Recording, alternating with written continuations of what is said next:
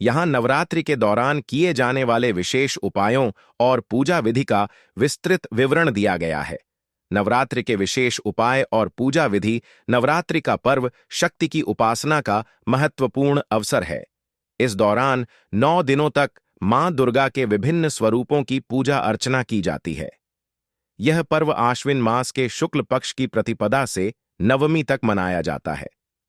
इस समय भक्तगण मां दुर्गा की कृपा पाने के लिए विशेष उपाय और अनुष्ठान करते हैं।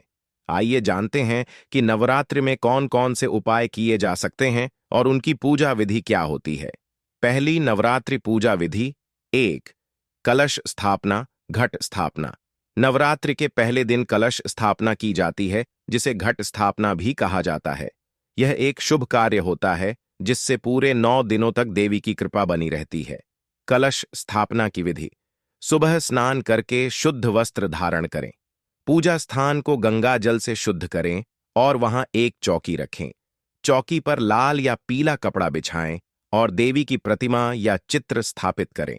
एक मिट्टी के पात्र में जौ बोएं और उसके ऊपर तांबे, मिट्टी या पीतल का कलश रखें। कलश में गंगा जल सुपनाकर देवी का आह्वान करें। दीप जलाकर दुर्गा सप्तशती, दुर्गा चालीसा या अन्य मंत्रों का जाप करें। मां दुर्गा के 9 रूपों की पूजा विधि। प्रथम दिन मां शैलपुत्री की पूजा। सफेद वस्त्र धारण करें और सफेद फूल अर्पित करें। घी का दीपक जलाएं और एयुएम देवी शैलपुत्र्यै नमः मंत्र का जाप करें। द्वितीय दिन मां ब्रह्मचारिणी की पूजा। लाल रंग के वस्त्र पहने और गुड़ का भोग लगाएं।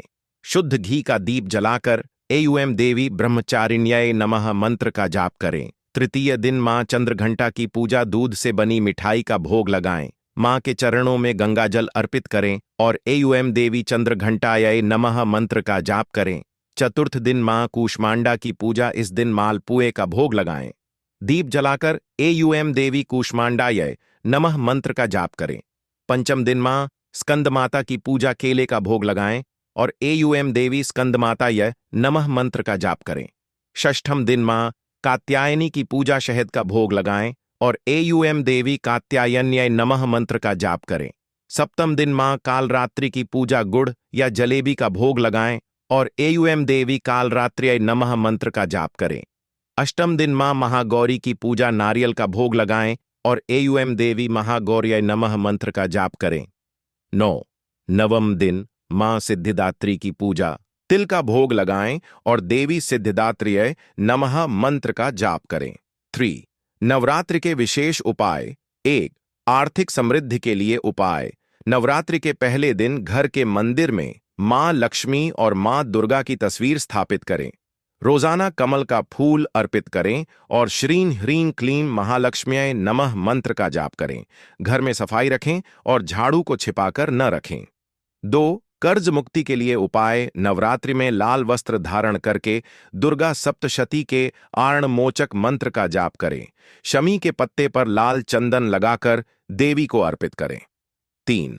वैवाहिक जीवन की समस्याओं के लिए उपाय। नवरात्रि में 9 दिनों तक शिव पार्वती का रुद्राभिषेक करें। शुक्रवार को सुहाग सामग्री का दान करें। 4.